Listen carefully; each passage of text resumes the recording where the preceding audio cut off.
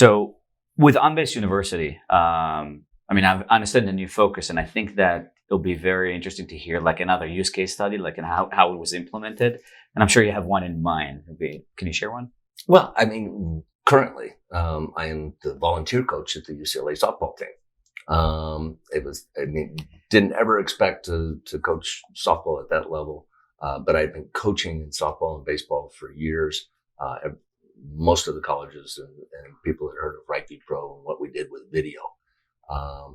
I met a guy named Greg Rose, who started what they call the Titleist Performance Institute. And when he took the job and built the TPI down in Oceanside, his owner or CEO of Titleist said, we have 6,000 players that you're supposed to coach.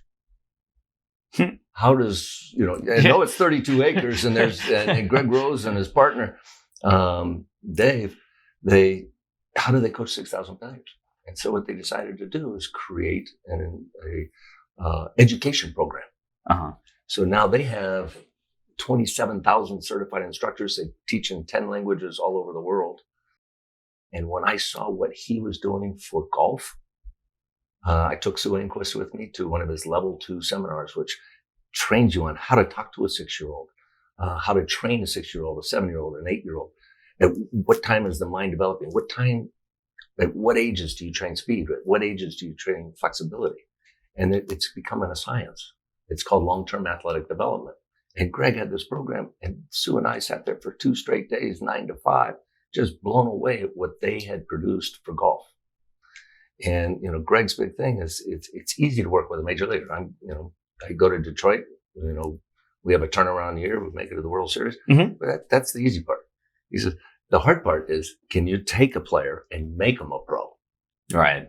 I can appreciate that. And that's what Greg Rose has probably done more than any other coach in the world.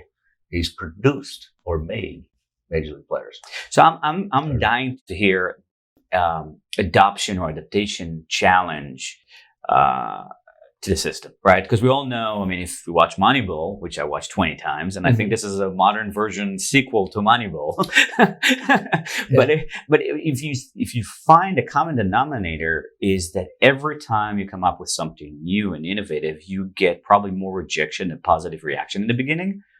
And I'd love to hear a story about this is not going to work. This doesn't make sense. Great. So I developed this product and I am so excited. I mean, I'm looking at people teaching stuff online that's 20 years old and bad. And I called I just called this guy, Buzz Bundridge. He had this website, Be the Best or something in hitting. And I hooked up, kind of through it's not a Zoom meeting back then. It was a WebEx meeting. When was that? Huh? Do you remember the year? Oh, gosh. Oh, it was probably 2003. Okay. Something like that. And so I call him and I say, what you're teaching is wrong. And so I put him on the screen. I said, here's what you're teaching and the video of your son. Now here's what all the major leaguers. And I put up, guys like Albert Pujols and Alex Rodriguez and Vladimir Guerrero and put them on the screen. Mm-hmm. Right. So it's 2004, believe it or not. So put them on the screen. I said, see how these guys all do this? And this is what you're teaching. Do you ever see the heel spin backwards? In these guys? Or is their weight all against their front side? No leaving weight on their back foot or staying back. And the guy goes, oh my gosh.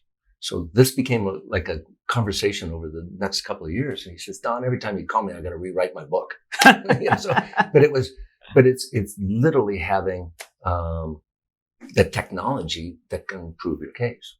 Mm-hmm. Like I said, I mean, that's kind of where we're always looking for ways that take the guesswork out and improve the players. And like I said, I think it's the Dodgers and Atlanta Braves that have put coaches at all those levels. Remember, rookie ball, A ball, double A, triple A, major league. Yeah.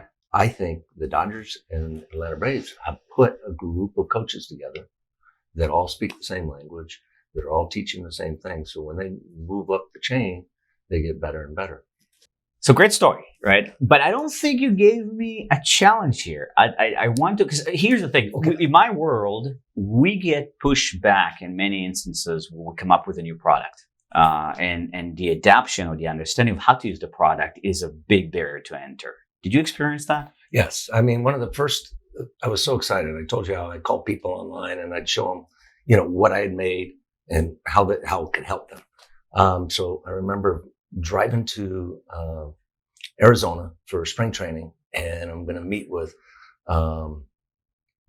Rudy Harmilio, who's like the number one hitting coach in the major leagues, the highest paid hitting coach. And so I'm all excited to show him what I have. And I go in and I show him, I put down and I said, see how I can put 4 major leaguers up on the same screen? I can push one button and they all jump to the exact same position. And now we can analyze every position and every movement in the swing. And he turned to me, he says, I don't need video. I can see it with my eyes. And I'm going, Rudy, I said, don't you want to be able to show the player where he is and where you want him to be? And Rudy says, no, they trust me. And I'm saying, this is about communication between a coach and a student. Your words don't mean the same thing to every player. And, the biggest thing that I learned as a coach for my first 3 years was kids learn about 20% of what I say. They learn about 50% of what I can show them, but they'll learn 70% of what I can get them to feel or experience. That's how we learn, is by feeling off balance or feeling this versus this. Then if I can get them to feel good versus bad, good cop versus bad cop, now they can coach themselves. Was that good cop or was that bad cop? And the only thing I have to do is monitor. If they're starting to get good cop and bad cop wrong, then I got to go back to the beginning and get them to feel the good versus the bad. But that's the whole key to coaching is find a drill or an exercise that helps them feel the good versus the bad, or the good position versus the bad position. So were you able to ultimately sell the concept or no? Not to him. Not to him. I mean, I met with him for years. I mean, he would be at the same conventions and things like that. But he had a book out and a philosophy of how to hit, which included the squish the bog, or the heel swinging, back heels going backwards. And so, no, I don't think he ever adopted. I'm sure he adopted video at some point, but I mean, everybody had to. It was just, you just saw the success and what happened, and who was winning and who was losing and who was getting better. Right. And so that was, it was probably 2010 when I met Greg Rose. And he says, yeah, that's one piece of the puzzle. Video. All right. Now, how do you know if that swing's efficient or not? It might not look good to you, but how do you know how well he's transferring energy through his body? So how do you know? That's with what they call a K-Vest, a 3D motion analysis, AMM systems. The Dodgers have AMM, they have K-Vest, they have 4D motion. There's all these little systems that, it takes 2 minutes to put it on my girls out at UCLA and analyze, are you using your body efficiently to generate bat speed and get on plane with the pitch? And it just, like I said, it's with that, a physical screen, power testing. Right? Is your core strong enough to take the speed of your hips all the way up to your shoulders? Right? We can see that in the K-Vest.